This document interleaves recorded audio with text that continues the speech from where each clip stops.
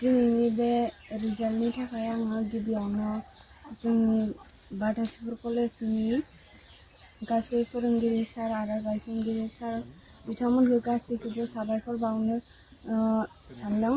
मानोना बिथांमोननि फोरोंनाय बुजायनाय अननायजोंनो जोङो दिनै बेबायदि रिजाल्टखौ लाखिनो हादों।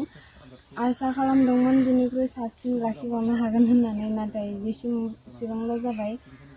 इयुनाव माने आसा खालामदों आरो आंनि उननि बेट्सफोरा माने साबसिन लाखिगोन होननानै फंबाय बिनानावमोनखौ। आङो बेनि थाखाय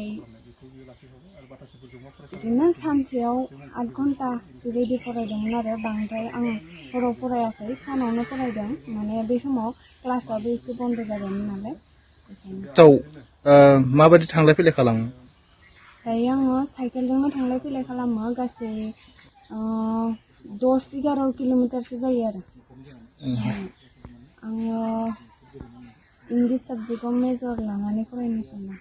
आं बिमा बिफाखौनो बांसिन हेफाजाब होदों होननानै सानगोन। रांखावरियावबो जोंहा न'खरा बारा थिग नङा नालाय, बेखायनो ओमफ्राय आरो लोगोसे बिदिनो गामिनि आरो आदै मादैमोन। मोनाखैमोन ना? माब्लाबा अखा बांखा हायोब्ला एसे खस्थ' मोनो आरो लामायाबो गाज्रि जायो।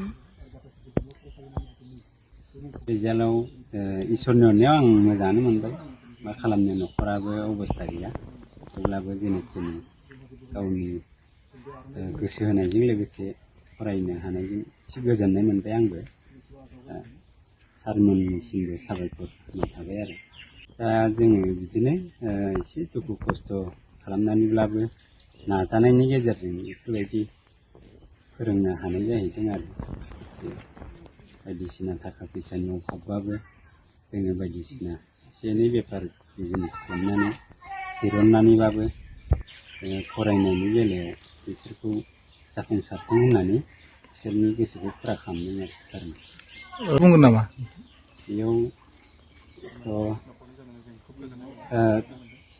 सारमोनहा बा सरकारा अननाय दङब्ला, बिनि मोन्थायफोर दङबा मोन्थायखौ होयोबा मोजां मोनगोन आरो, गोजोननाय फैगोन। पास जानायावथ' मोजांथ' मोनदों जोङो।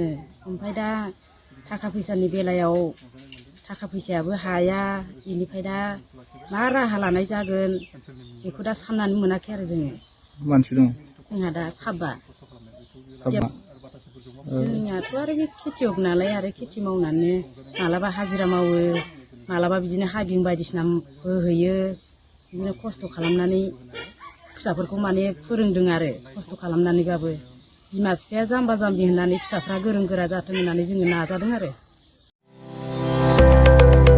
HS उथ्रिसारनाय फरायसाफोरनि थाखाय गोजोनथाव खौरां। BA सेथि सेमिस्टारनि थाखाय बेसेन नाङाजासे मुं थिसननाया गबिन्द बसुमतारी कलेज जारागुरियाव सोलिगासिनो। इं 2023-24 गोदान सोलोंथाइ बोसोरनि थाखाय BA सेथि सेमिस्टारनि मुं थिसननाया गसाइगाव महकुमानि सिङाव थानाय गबिन्द बसुमतारी कलेज जारागुरियाव बेसेन लायाजासे सोलिगासिनो दं। फरायसाफोरा गोनांथि बायदि आयदायाव मेजर लानानै फरायनो हानायनि राहा दं बे फरायसालिमायाव। गुन गोनां फोरोंगिरिफोरजों सोलोंथाइ होनायजों लोगोसे फरायसालिमानि गोनां जानाय राहा आरो बेसेन लायाजासे स्पकेन इंलिश, सेल्फ डिफेन्स आरो बेसिक कम्पिउटार फोरोंथाइ होनायनिबो खाबु दं बे फरायसालिमायाव।